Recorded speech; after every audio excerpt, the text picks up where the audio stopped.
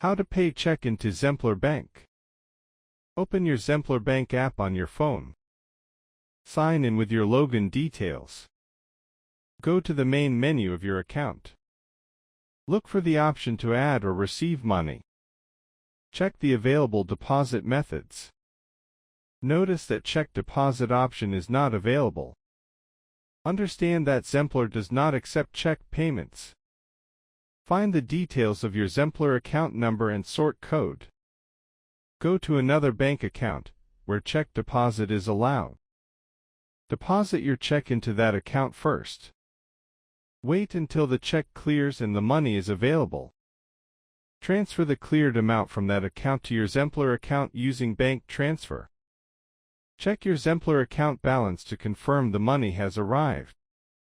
Keep the deposit receipt or transfer proof for your records. Thank you for watching.